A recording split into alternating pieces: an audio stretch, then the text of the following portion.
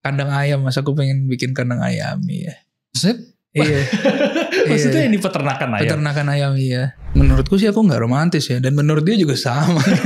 Kayaknya tuh Tuhan gak akan tinggalkan aja sih. Gak akan dibikin susah.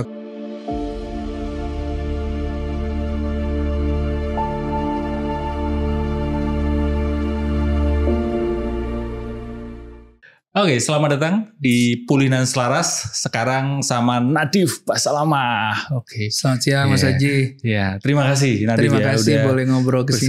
Bersedia untuk menerima undangan di sini ya. Terima kasih. Karena aku sebagai orang penggemar lagumu ya, dengerin lagumu. ini langsung ngomong ke orang yang langsung boleh ya. Pertama kali aku denger Penjaga Hati, itu aku langsung jatuh cinta sama lagu itu. Ya. Terima kasih Mas. Karena aku itu waktu kuliah, aku termasuk orang yang terpapar lagu-lagu yang model seperti itu. Maksudnya ballad ya. Ballad lah ya. Ballad lah. Aku bisa ngomongnya ballad sih. Lebih ke solo dan pakai gitar gitu. Itu zaman dulu kan ada second hand serenade. Betul. Tahu ya kamu masih. Kita nggak sejauh itu kayaknya Mas. Iya, zaman dulu gitu kayak wah asik banget ya gitu. Yeah. Karena dulunya aku juga sempat belajar musik tapi cuma suaranya jauh lah. Mas Haji sama kamu nggak ada. Semua orang bisa nyanyi lah menurutku lah. Mas Haji emang alat musiknya apa? Gitar. Oh gitu ya? Gitar, iya. Pasti lebih jago berarti. Oh enggak. Biasanya gini rendah. Pas bilang gitu langsung istriku langsung gini. Oh enggak ya? Karena dia tahu benar gitu ya. Kualitas suaraku jauh banget sama Nadif gitu.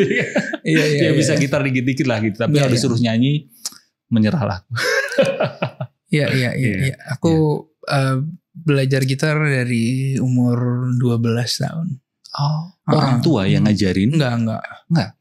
Beli gitar dulu aku tinggal di Condet, Arab banget kan, iya kan. Terus ada toko gitar yang nggak original gitulah di depan PGC itu, pusat grosir Cililitan. Terus ya itu aku beli gitar pertama kali di sana 125.000. Kenapa? Maksudnya gini, biasanya ya anak seusia segitu itu belajar musik itu karena orang tuanya. Seperti aku dulu, ini cerita masa kecil dulu. Aku justru sama ibuku, kan single mom ibu, itu cenderung agak menuntut aku untuk belajar piano. Karena biasanya ya anak kecil ke piano gitu. Justru kamu bukan dari orang tuamu yang memintamu belajar gitar? Enggak. Dari dirimu sendiri? Iya, kepingin. Kenapa? Maksudnya apakah kamu melihat musisi ada yang main gitar atau? Enggak tahu ya. Aku memang suka, mungkin suka tampil ya Mas. Itu ada kayak gitunya sih. Tapi mulai bernyanyi pun karena aku lihat, aku lomba azan, aku menang, juara 1, juara 2 gitu. Jadi udah bagus. Jadi di situ ininya apa namanya? Ke arahnya jadi nyanyi gitu. Sama sekolah, dulu aku sekolah SMP di Global Islamic School, diarahkannya sama sekolah kalau ada acara tuh nyanyi ya gitu. Jadi nyanyi terus akhirnya gitu. Kenapa gitar? Tapi kalau nyanyinya karena itu tadi karena itu tadi. Kenapa memilih instrumen gitar? Kenapa ya, nggak tahu ya Mas. Pas waktu itu terarahnya seperti itu. Tiba-tiba aja kepengennya gitar gitu. Ngelihat orang main gitar ya keren gitu. Kayaknya sulit gitu. Ya, dan ternyata pas awal sulit ya gitu. Iya, tapi memang udah ini ya panggilannya ke situ.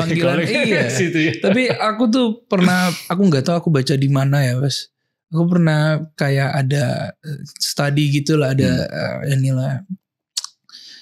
Hal yang kita lakukan di usia 10 sampai 13 tahun itu membentuk kita yang sekarang. True. Katanya gitu. Aku nggak tahu ya itu gimana penjelasannya seperti apa. Cuma tulisannya seperti itu. Terus aku jadi terpatri maksudnya teringat-ingat gitu. Pas umur 11 sampai 13 tahun, 14 tahun dia lagi suka-sukanya nyanyi gitu.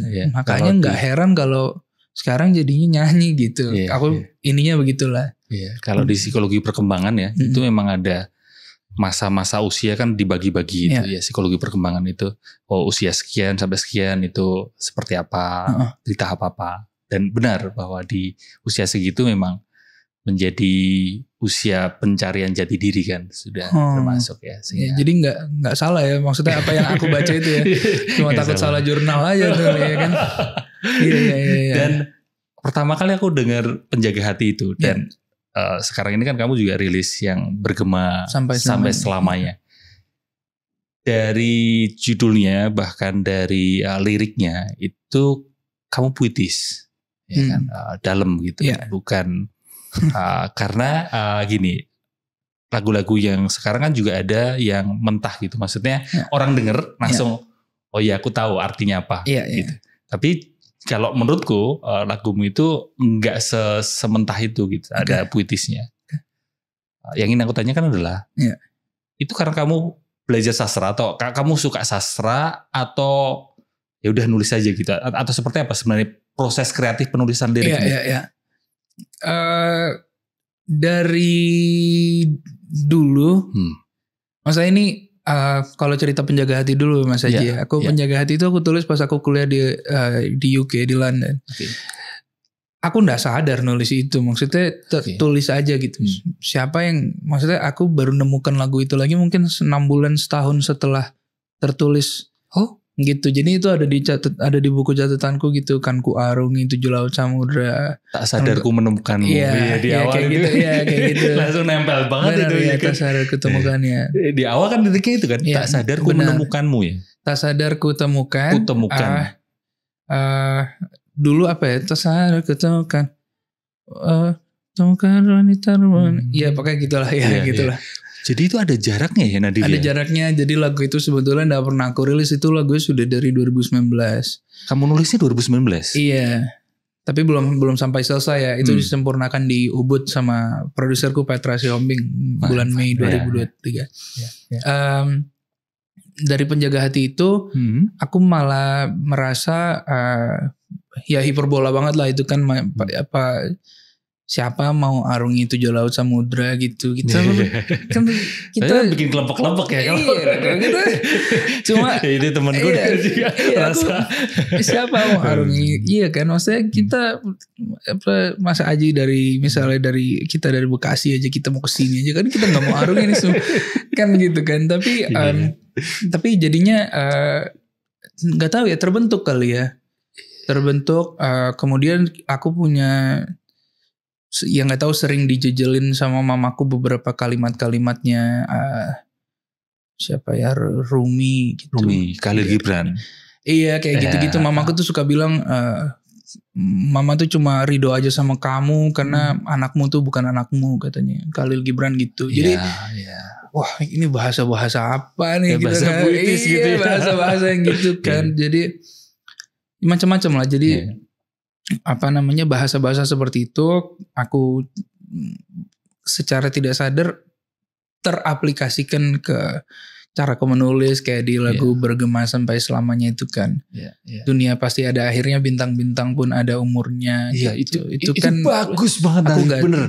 Itu bagus banget. Itu nanti kita akan obrolin. Itu kan tentang kesementaraan ya, impermanence gitu. Itu bagus banget. Tapi sebelum ke situ tadi justru penasaranku balik ke, berarti sebelum kamu menulis lirik Penjaga Hati itu, di mana itu kan singlemu yang pertama gitu. Sebelum itu kamu memang udah menulis puitis seperti itu. Mungkin sesimpel, nggak tahu di masamu nulis itu nggak sih kayak surat-suratan cinta yang untuk buat PDKT sama. Iya, maksudnya dulu kan aku pernah punya mantan juga karena kita long distance, hubungannya jarak jauh gitu. Dia di Jakarta, aku di sana. Jadi ada lah begitu-begitu, cuma nggak bersurat ya. Kita maksudnya ada. Referensiku surat ya. Ada, tapi ada suratnya, satu kali dia kasih surat. Tapi habis itu sisanya ya udah long text aja sih, bahasa-bahasa sayang gitu lah. Pakai WhatsApp dan cuma begitu sih ya. Memang tipikal begitu, berarti kamu tipikal orang yang mengungkapkan cintanya dengan kata-kata.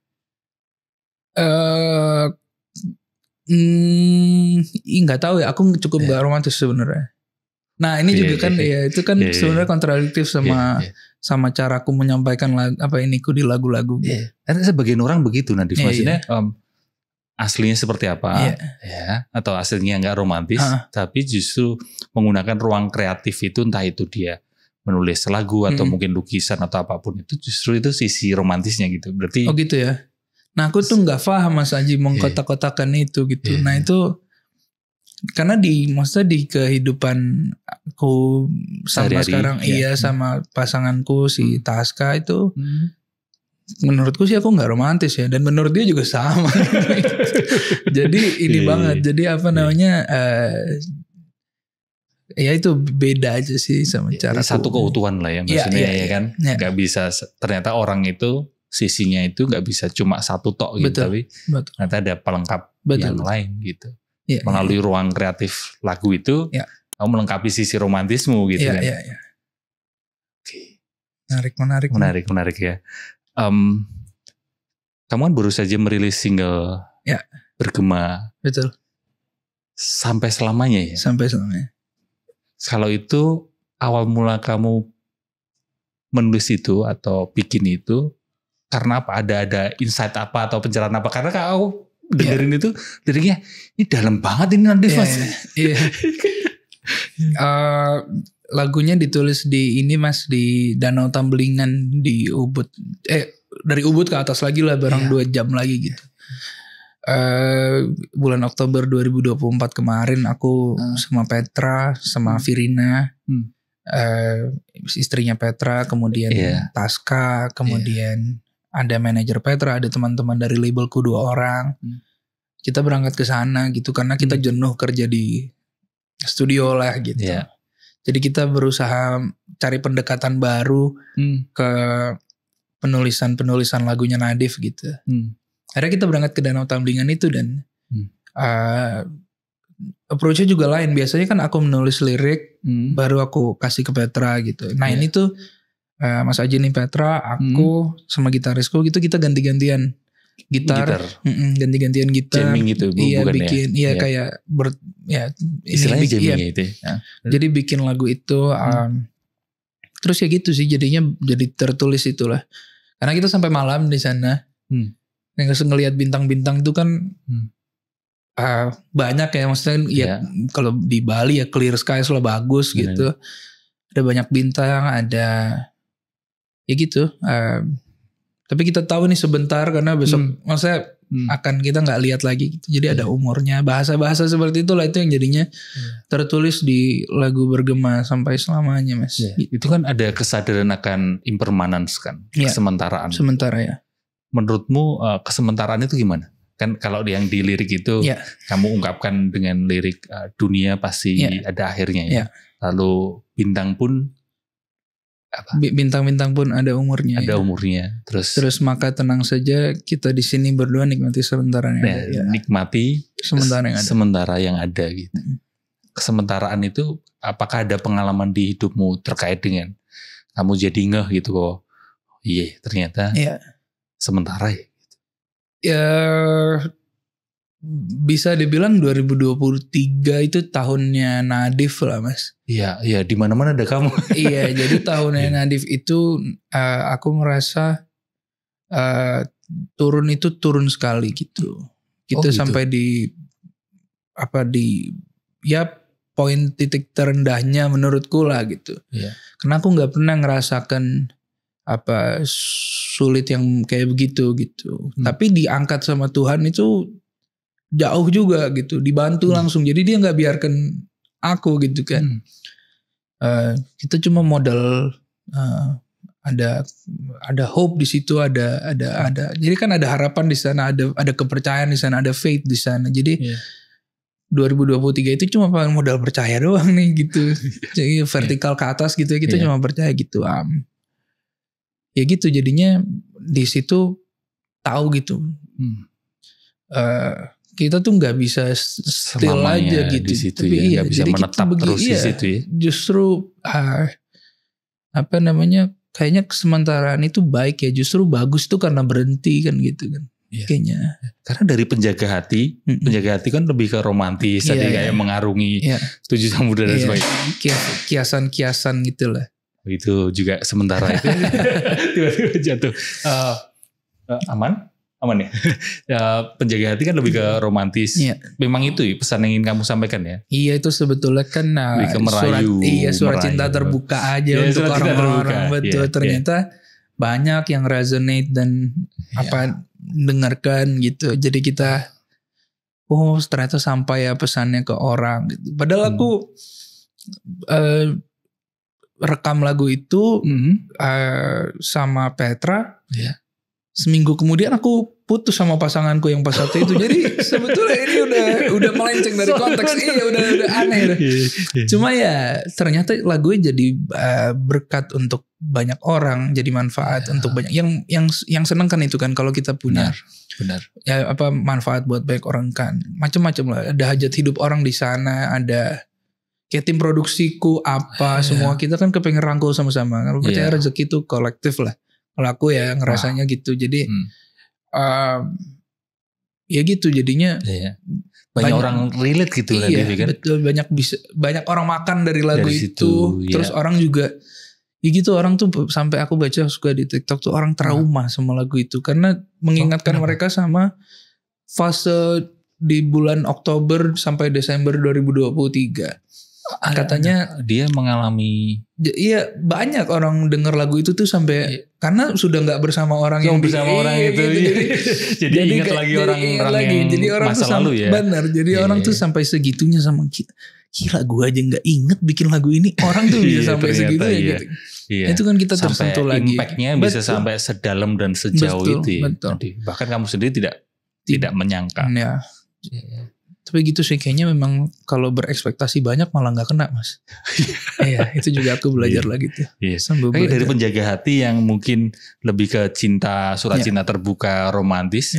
Lalu sekarang bergema sampai selamanya ini ngomongin hal yang ya mungkin ada sisi cintanya. Tapi justru di sini kayak ada kenyataan. Kita perlu mencari kenyataan bahwa impermanence gitu. Sementaraannya. Iya. Aku aja nggak mikir sampai sana loh mas. Oh iya. Iya serius.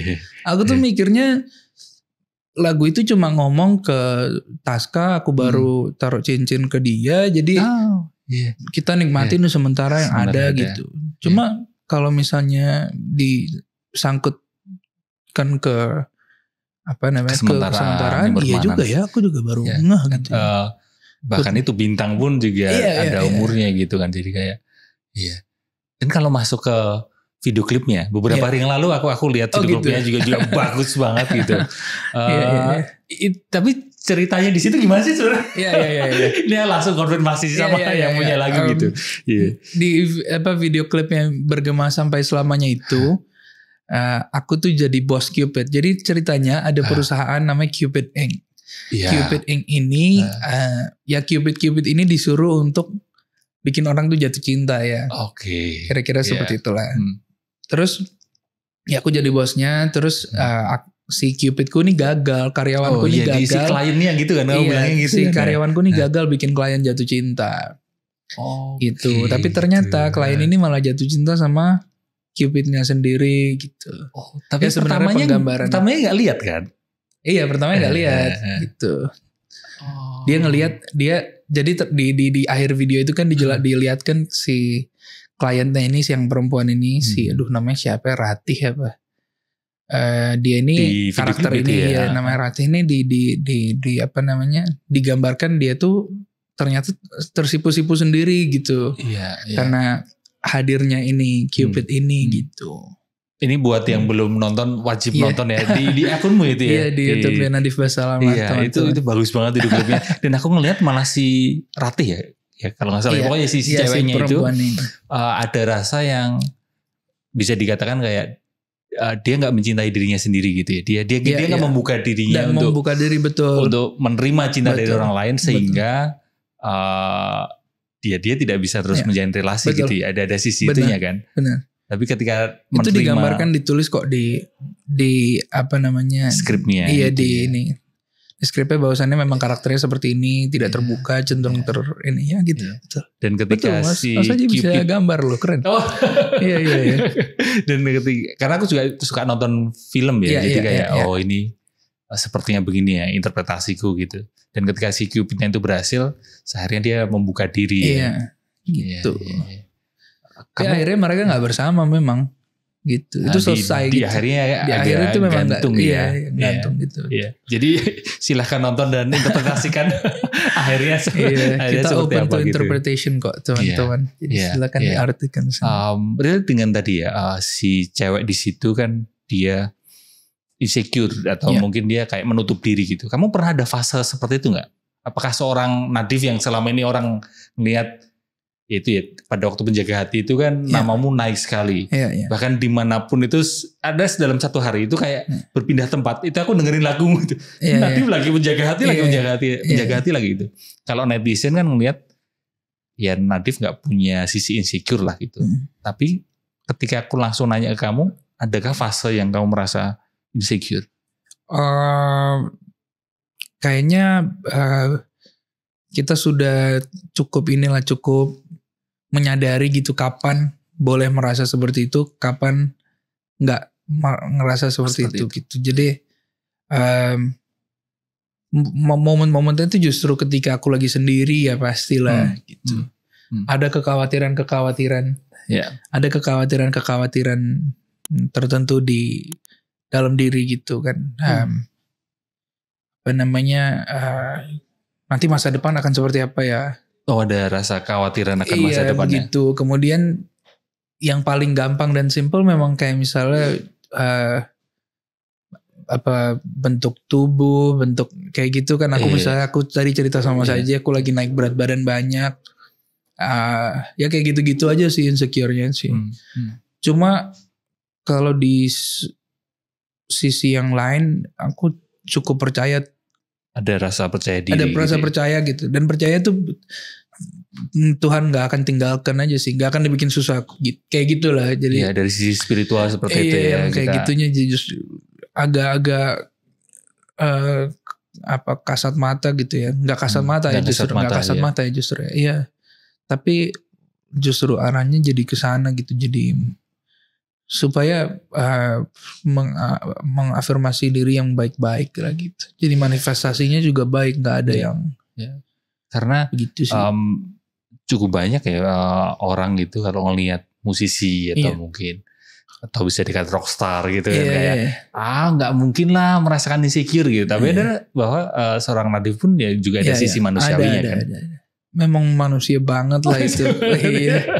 Justru aku jadi merasa, maksudnya bisa ngerasain kayak gini-gini karena memanusiakan yang lain, memanusiakan manusia gitu. Jadi tahu, oh iya ya, dia punya kecenderungan ini begini, ya nggak apa-apa juga gitu. Jadi ya inilah jadi belajar tenggang rasa gitu ya, kayak tolerir sama orang, itu masih belajar terus. Karena ada sisi manusiawinya, malah justru itu menjadi dorongan kamu untuk berkarya dan lebih dekat dengan orang yang dengerin lagumu itu gitu ya. Kita punya keinginan itulah. Insya Allah kedepannya bisa lebih baik. Amin. Rangkul teman-teman yang dengerin lagu Nadif lah. Karena aku ngerasa mungkin akhir-akhir ini karena jarang manggung jadi jarang ketemu sama yang dengerin. Kayak gitulah. Ya tetap ada sisi manusiawinya lah. Betul. Nah kalau tadi kan ngomongin lebih ke musik gitu. Tapi aku ngeliat kamu ada visi ke depan gitu ya. Mungkin ada sisi lebih ke sisi entrepreneurnya, ada sisi proyek ke depannya seperti apa gitu. Ada apa? Mungkin ada bocoran sedikit di sini, spill di sini. Ke depannya mau apa? Iya. Kalau dari kewirausahaan sendiri, aku sih nggak banyak ya mas. Aku tergabung di label After School Records ini. Itu labelmu sendiri. Labelku sendiri, tapi aku juga kita jadi PT gitu, jadi perusahaan gitu dan membawahi beberapa, maksudnya menaungi beberapa artis lain gitu. Oh ya ada talent lain lah istilahnya. Ada talent lain, ada.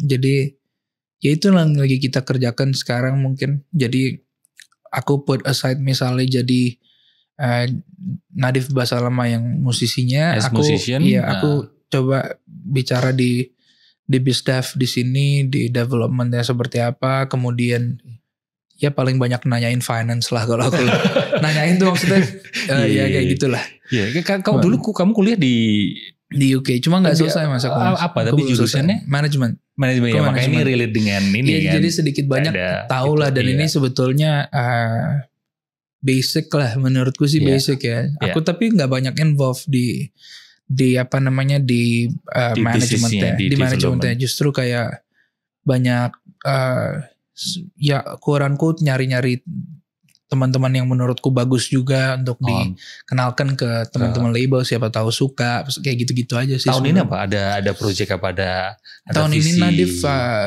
kalau dari musiknya sih yaitu ada album deluxe. Kalau dari project bisnisnya mungkin apa ya?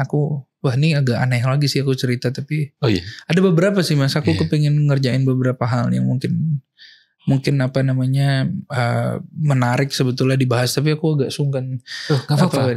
Aku salah satunya ini apa? yang ya udah yang gampang-gampang aja lah. Kandang ayam mas, aku pengen bikin kandang ayam ya. Maksudnya ini peternakan ayam. Peternakan ayam iya.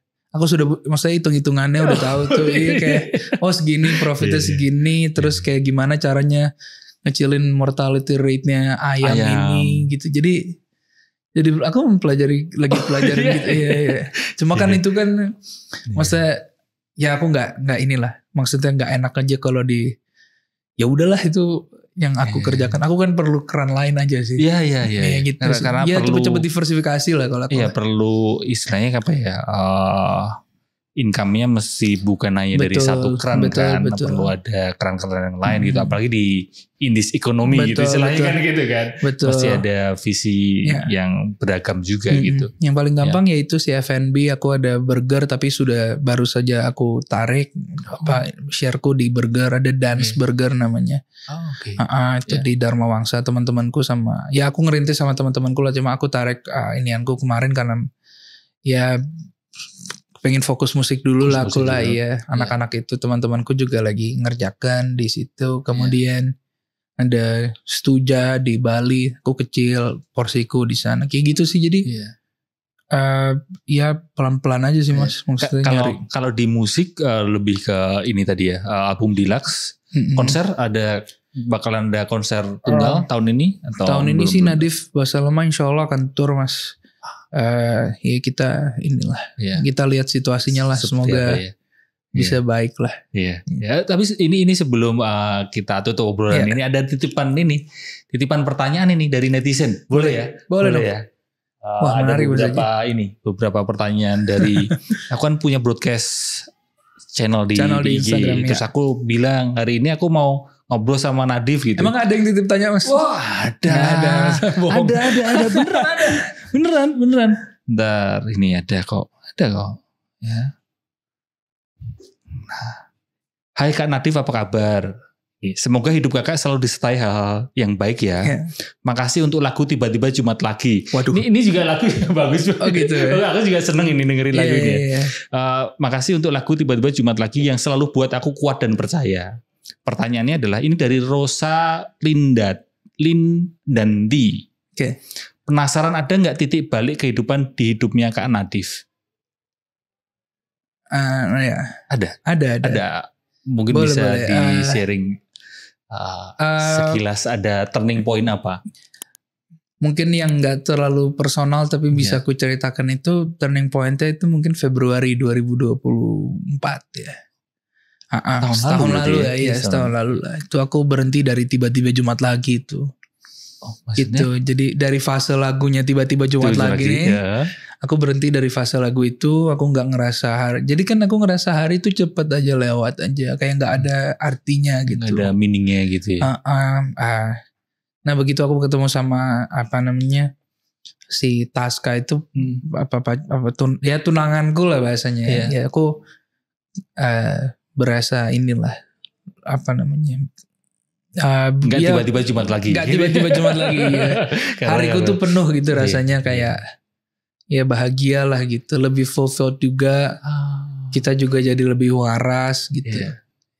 Gitu karena kalau hari ini dilalui kayak misal diriku gitu. Dulu juga menjalani hidup itu kayak zombie gitu Nadif ya kan. Terus ya tiba-tiba Jumat lagi ya gitu. Sendu gitu mas rasanya.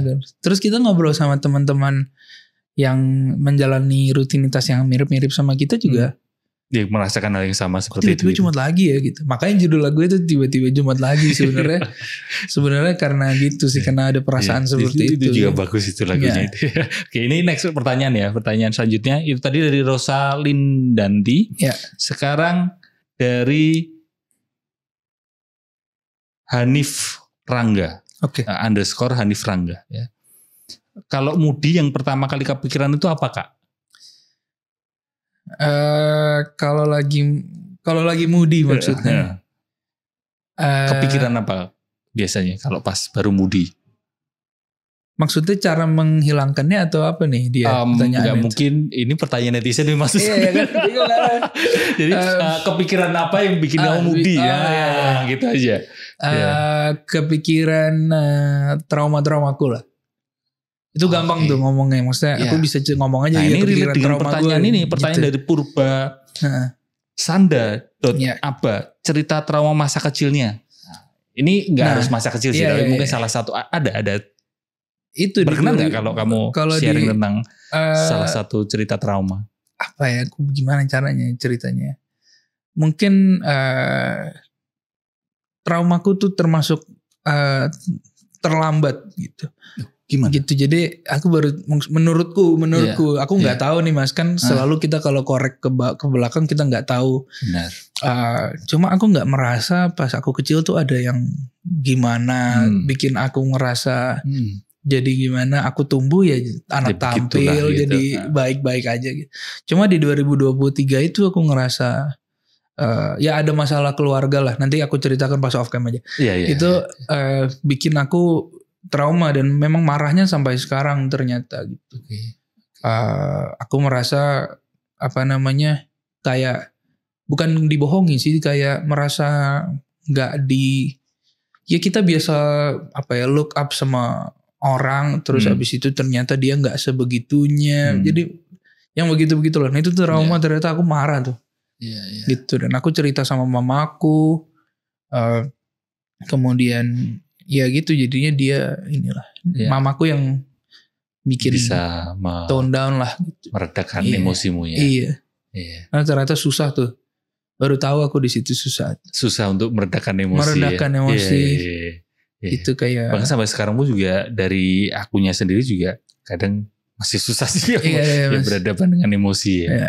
Ya itu sih mungkin kalau ditanya traumanya apa enggak, masa kecil aku nggak ngerasa ada yang salah, justru pas di di 2023 itu makanya highs and lows-nya tuh gini. Beneran ini banget ya. Jadi aneh gitu untuk aku. Dinamikanya kalau di lagu itu kayak terus dinamikanya juga. Nah aku merasa itu dinamika hidup yang perlu aku lewatin. Gitu. Sampai mamaku bilang kamu harus bahagia karena kamu perlu lewatin yang kamu perlu lewatin aja. Gitu bahasanya mama. Jadi bagus banget itu tapi kata-katanya. Iya, jadi ya perlu lewatin aja. Iya, gitu. kamu cuma perlu lewatin apa yang kamu perlu aja. Jadi kalau misalnya aku lewatin itu berarti aku dianggap perlu gitu. Iya. Itu kayak gitu tuh mamaku bilang begitu. Iya, mesti dilalui gitu. Ya itu proses pendewasaan, percepatan pendewasaan lah. Iya. Karena sebelum 2023 kayaknya aku termasuk baik-baik aja, nggak ada yang gimana. Bisa terjadi seperti itu sih ada. Tuhan sentil dikit aja aku rasa udah Iya. Nah ada itu aneh itu. Ntar aku ceritakan lah. Iya itu off cam aja. Gak harus semua diceritakan di sini tapi thank you ya. Terima kasih Mas Haji. Terima kasih banyak boleh ngobrol. For being here ya. Dan mungkin ada ingin kamu sampaikan buat pendengarmu terutama kamu mau ngomongin tentang apa? Semoga kita bisa bertemu secepatnya. Sama jangan lupa untuk dengarkan lagu-lagunya Nadif selalu. Dan yang baru ada bergema sampai selamanya. Nonton video klipnya. Itu juga nonton musik videonya di YouTube channel Nadif Basalamah. Terima kasih Nadif. Dan di segmen terakhir di segmen terakhir di Puluhan Selaras itu ada surat dari Anonim. Anonim ini adalah teman ngobrolku di Puluhan Selaras di episode sebelumnya. Mereka aku minta tolong untuk nulis surat anonim dan ini suratnya boleh dikasihkan ke Nadif. Menarik. Ini boleh aku baca di sini langsung. Memang langsung disarankan ya dibaca. Semoga bisa terbaca tulisannya. Iya terbaca. Aku bacakan ini. Iya bacakan. Satu hal yang paling mahal dan belum tentu orang mampu memilikinya adalah rasa bersyukur. Wow. Relate buat banyak orang ya. Tertampar. Ini buat banyak orang termasuk aku juga tertampar. Iya, susah nyari rasa cukup susah. Benar sekali. Iya. Mungkin itu lagu selanjutnya ngomongin tentang rasa cukup. Nanti tak judulin cukup lah. Terima kasih Nadif. Terima kasih buat teman-teman yang udah nonton dari awal sampai akhir di Pulina Selaras ini. Semoga obrolan saya dengan Nadif bisa membantu menyatakan mental dan memulihkan batin ya.